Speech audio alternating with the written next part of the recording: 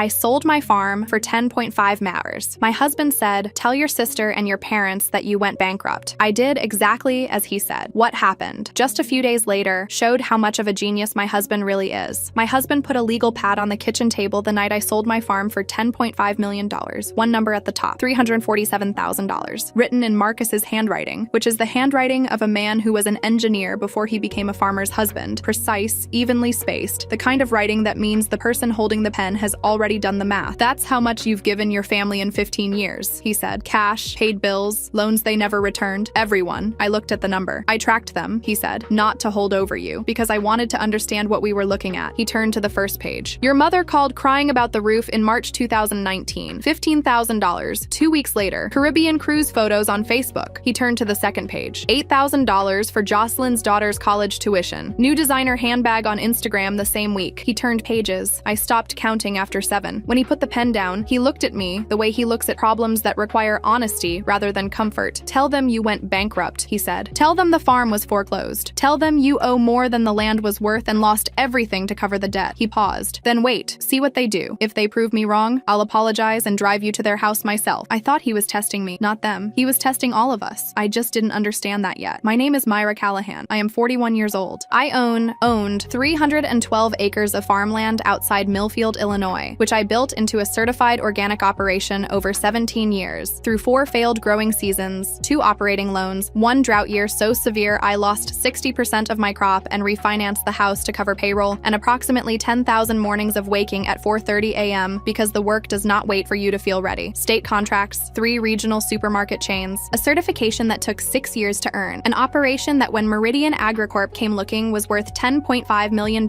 and took 3 lawyers, an agricultural appraiser named Dennis Cho, and 4 months of negotiation to close. That's the farm. Now let me tell you about the family. My mother, Connie, is 67 years old and has a talent for crying that I did not fully understand was a talent until Marcus showed me the legal pad. She cries precisely, efficiently, and at the right moments that tend to coincide with a bill she needs paid or a request she's about to make. She cries the way some people use a firm handshake as an opening move. My sister Jocelyn is 38. She went to college, which she mentions with the frequency of someone who understands it as a distinguishing credential between herself and me. She has a daughter named Brianna, who is currently enrolled in a university I've helped fund. She has a husband named Todd, who has the energy of someone perpetually preparing to benefit from a situation. My father, Earl, is 69. He is quiet in the way that reads as wisdom until you realize it is not wisdom, but something more like studied neutrality. A man who has never once inserted himself between my mother and something she wanted and has spent 40 years calling this peacefulness. Marcus is my husband. He builds spreadsheets the way I build soil, methodically, with an understanding that what you put in determines what you get back. He has been watching my family for 15 years with the patient, unsentimental attention of someone who loves me enough to keep records. He had a legal pad. He had 7 pages. He had $347,000 written at the top. I had been giving my family money for 15 years and they had a playbook for extracting it. I know about the playbook because of the group chat. I had been quietly removed from the family group chat 8 months earlier. I noticed when I stopped appearing in a conversation thread I should have been in, and I told myself it was a glitch, a phone update, something technical. I did not press the question. The morning after Marcus showed me the legal pad, I found it. Someone, I think Jocelyn, based on what came after, had added me back into the group chat accidentally, perhaps thinking she was adding me to a different thread. I was in it for less than 4 hours before I was removed again. I spent those 4 hours reading backward. My sister to my mother 14 months ago. Just cry on the phone. She always sends it every time. My mother's reply 3 minutes later, I know. Next week I'll tell her the roof is leaking again. I read that twice. Then I kept scrolling. My mother coaching Jocelyn on timing. Wait until after harvest. She'll have cash. My mother to my father. I asked for 15. She'll send 20 if I cry twice. A thread where Jocelyn and my mother compared notes on which requests generated the fastest response and which required follow-up. 15 years. $347,000. And they had a playbook. I sat at my kitchen table for a while with my phone face up and the group chat open, and I thought about the $15,000 roof and the Caribbean cruise photos and the 8 years I had refinanced and restructured and skipped my own salary in lean seasons and still, always, found something when my mother called crying. I thought about the harvest timing. Wait until after harvest. She'll have cash. Then I put my phone down and I went to find Marcus. I'm ready, I said. He already knew what I meant. I called my mother first. Mom, I had rehearsed this for 20 minutes, but it turned out rehearsing it did not change how it felt to say. The farm, there was a debt issue I couldn't resolve. It's been foreclosed. I had to sell everything to cover what I owed. I don't have anything left. Silence. Not the silence of a mother absorbing news about her daughter. Not the silence of someone processing shock or reaching for words of comfort. I know what that silence sounds like. like. I have heard it from Marcus when things were hard, from neighbors when the drought year was bad, from Loretta at the grain cooperative when a young farmer loses something. This was the silence of someone recalculating. What about the money I asked you for next month? My mother said. She did not ask if I was okay. She did not say she was sorry. She said, what about the money I asked you for next month? I said I had nothing left. I said I was sorry. She hung up. To call my father, I assumed. To update the playbook, I called Jocelyn. Myra, her voice when she recognized my number had the particular warmth of someone expecting good news. The farm is gone, Jocelyn. I lost everything. You're joking. Not a question. The flatness of someone whose immediate response to catastrophic news is inconvenience. I'm not. I'm so sorry. Brianna's tuition is due next month. I know. I'm sorry. I don't have it. You always do this. Her voice changed in the specific way it changes when she's decided I'm the problem. You always find a way to make everything about you. She hung up. I sat with the phone in my hand. Marcus was at the kitchen doorway. He had heard both calls. He did not say anything. He came over and put his hand on my shoulder and stood there for a moment, and that was enough. Then I opened the family group chat, the original one, the one I was still technically in. My mother had already been there. Myra lost everything. I always said letting her run that farm alone was a mistake. Jocelyn, she should have gone to college like I did. Todd, so where does that leave Brianna's school? My father said nothing. Then my mother, in capital letters, nobody lent her a dime. She did this to herself. I screenshotted everything, not as evidence for something I was planning, just because I needed the record to exist somewhere outside my own memory. Because the thing about being the person in a family who absorbs difficulty quietly for 15 years is that you start to doubt your own accounting. You start to wonder if you're being uncharitable, if you're missing context, if the $347,000 was somehow consensual. The capital letters helped with that doubt. I screenshotted every message. 4 days later, my mother called to uninvite me from my parents' 40th anniversary dinner. You're going through a hard time, she said. People will ask questions. I don't want the mood affected. It was delivered with the compassion performance she uses for things she has decided are already decided. Soft voice, slight pause after each sentence. I said I understood. I said I hoped they had a wonderful evening. I hung up. Marcus was in the doorway. He'd heard. I looked at him. I'm going to that dinner, I said. He nodded. I know. We did not discuss what would happen there. We did not need to. We had both understood from the moment I described my mother's silence on the bankruptcy call that this was not finished. That the dinner was not a social event I was being protected from. That it was a stage on which something was going to happen. And I had been uninvited from that stage not to protect me from difficulty, but to keep me away from an audience. I put on the dress I wear when I want to feel like myself. Dark green, structured, the kind of dress I bought the year the organic certification came through as a quiet acknowledgement that I had done something real. I put on the earrings Marcus gave me on our 10th anniversary. I drove to the Rosewood Grill in Millfield with my husband beside me, and my phone in my purse and a printout of the sale receipt folded in the inside pocket of my coat. The Rosewood Grill seats 80. My mother had filled half of it. 40 guests at 6 tables, white tablecloths, candles, the good glasses. The kind of event she spent 6 months planning, and that was designed to communicate to everyone in Millfield who mattered a specific picture of the Callahan family. My arrival registered. My mother saw me from across the room and her face did something complicated and brief, and then the hostess smile closed over it, and she came to greet me with the warmth of a woman who had decided that my presence was manageable. Myra, I didn't expect you. I didn't want to miss it, I said. Marcus shook my father's hand. My father held the handshake a beat longer than usual and looked at me with the particular expression of a man who knows more than he said and has been living with that knowledge and does not entirely feel good about it. I noted the expression. I filed it. The dinner proceeded. My mother's anniversary speech was the architecture of a family's public identity, carefully designed to hold the weight of 40 years while showcasing the features she wanted emphasized. She described Jocelyn at length. College educated, wonderful mother to Brianna, a beautiful home, a successful husband, such a source of pride. Quick pause. If you want more stories like this in better quality, my Spotify's linked in the description. The room settled into attention. Then she glanced at me. And Myra, always a hard worker out in the fields. That was it. Not the organic certification that took 6 years, not the state contracts, not the 3 regional supermarket chains, not 17 years of 4:30 a.m. mornings, not the drought year when I lost 60% and didn't ask anyone for anything. Hard worker out in the fields. I sat with that sentence. I did not let my face show what I was doing with it. Then Jocelyn stood up and took the microphone. She and Todd were buying a house in Maple Ridge, the nicest development in Millfield County. Stone facades, 3-car garages, the kind of address that carries meaning in a town where everyone knows every address. She described it at length. She described the neighborhood. She described the school district. Then she turned to me. She put her hand over her heart. Myra, she said, with the measured tenderness of someone who has practiced this, I know things are really hard for you right now. I want you to know, when we move into the new house, you and Marcus can rent our old place. Family discount. The room responded. Someone actually reached for a napkin. Jocelyn's announcement was better with a shadow behind it. My difficulty made her generosity legible. I was not a person at that table. I was the contrast she needed to make her moment shine. I sat, and I was that contrast, and I let it happen. 20 minutes later, Todd materialized at my elbow. He sat down in the chair beside me with the casual ease of a man doing something he has decided is straightforward and does not require ceremony. He placed a document on the tablecloth, slid it across to me. First Prairie Lending, letterhead at the top, a consent form, my mother's signature already at the bottom. The Maple Ridge mortgage required collateral. They needed my parents' house as security. With my mother's signature, they needed one more family member to consent to the arrangement. They needed me. This was why I'd been reinvited. Not because my mother had reconsidered. Not because Jocelyn wanted to mend something. Because Todd had looked at the loan structure and identified a signature they were missing. And they had calculated that a bankrupt sister who'd just been offered a rental at family discount would be appropriately grateful and insufficiently positioned to refuse. I looked at the document. I looked at Todd. I stood up. I'm not signing this. Jocelyn was across the room in 4 steps. She moves fast when something she wants is at risk. It's a formality, Myra. It's your parents' house as collateral for your mortgage, I said. If the Maple Ridge payment goes wrong, they lose the house they've lived in for 40 years. It won't go wrong. You didn't explain this to anyone. You invited me here not to celebrate your parents' anniversary, but because you need my name on a loan document. I kept my voice level. The tables nearest us had gone quiet. I wasn't invited until you needed the signature. When you didn't need anything from me, you uninvited me. Jocelyn's face went from persuasion to fury in one beat. You were only special because you had money. Her voice had the quality of something she'd been holding for a long time and had finally decided to put down. That's the only reason anyone ever paid attention to you. And now you don't have anything. So what are you now, Myra? What exactly are you now? The room froze. At table 3, the round table near the window, where the older Millfield guests were seated, Loretta Sims rose from her chair. 75 years old, retired schoolteacher. The woman who has been the community's moral compass in this county for 40 years, in the specific way of people who have earned the right to speak. She looked at Jocelyn. You just told this entire room, Loretta said, that your sister only had value when she had money. She let the sentence sit. Did you hear yourself? The room was completely silent, and I reached into my purse. I'm not bankrupt. The words landed in the silence like a stone into still water. I unfolded the document from my inside coat pocket. The sale receipt, Meridian Agricorp letterhead, the date, the acreage, the figure at the bottom, $2,500,000. I set it flat on the table. I sold the farm 3 weeks ago. My husband asked me to tell you I'd lost everything, not to deceive you, to see what you'd do. My mother's face had gone the color of old flour. In 24 hours. Mom, you uninvited me from this dinner. Jocelyn, you blocked my number, then unblocked it when you needed a signature. I picked up my phone, opened the screenshots. In the family group chat, after I called to tell you I'd lost everything, Mom wrote, "Nobody lend her a dime. She did this to herself." I held the phone up. The screen was readable from 2 tables away. I watched Nancy Feldman's hand go to her mouth. I watched Barbara Jenkins lean forward. I watched Loretta, still standing, go very still. Dad, I turned to my father. He was at the head table, hands flat on the tablecloth, not moving. 6 months ago, your contact at the county assessor's office told you Meridian Agricorp was circling my land. You forwarded that email to Mom. Neither of you told me. My father said nothing. He did not need to say anything. The nothing he said was its own answer. You knew someone wanted to buy my farm for millions, I said, and you kept asking me for money, because the moment I sold it and had real security, I might finally have the position to say no. The playbook only works when I'm just ahead of broke. Marcus stood up from his chair. He buttoned his jacket. One button, the quiet gesture of a man completing something. He put his hand on my back. Todd was already at the door. He had left without ceremony, which was the most honest thing he'd done all evening. We walked out together, Marcus and I, through the white tablecloths and the good glasses and 40 people who had come to celebrate 40 years of a family and had instead seen what was underneath it. Behind us, the room stayed silent. My family finally had nothing left to perform. 6 months later, the Maple Ridge house did not happen. First Prairie Lending declined the mortgage when the collateral arrangement fell through, a fact I learned from Loretta, who knows everything in Millfield within 2 business days of its occurring. Jocelyn and Todd are still in their current house, which is not a rental, which is fine. My parents' 40th anniversary dinner was written up in the Millfield Gazette social column. A brief item, warm, describing the venue and the guest list and the lovely evening. No mention of the second half. Small town social columns are in the business of the version people want kept. The $347,000 on Marcus's legal pad is not something I am trying to recover. It is not a debt I am tracking for eventual collection. It is a number that helped me understand something I had been choosing not to understand for a long time, and that service has a value I don't resent paying for. My father called me in October. We spoke for 9 minutes. He said he should have told me about the Meridian inquiry. I said yes, he should have. He said he understood if I needed time. I said I did. He said okay. That was the conversation. I don't know what comes after it yet. I am leaving that open in the way you leave a field fallow. Not abandoned, not neglected, just resting before you decide what to plant. Marcus and I have bought land, 40 acres east of Millfield, smaller than what I had, different soil profile, more work required in the first years to build it into something. We have a plan for it. We have a timeline. We have the specific, focused energy of people who know how to build things from the ground up because they've done it before. At 4:30 a.m., the mornings are still dark. I still wake up. The work still doesn't wait. Neither do I.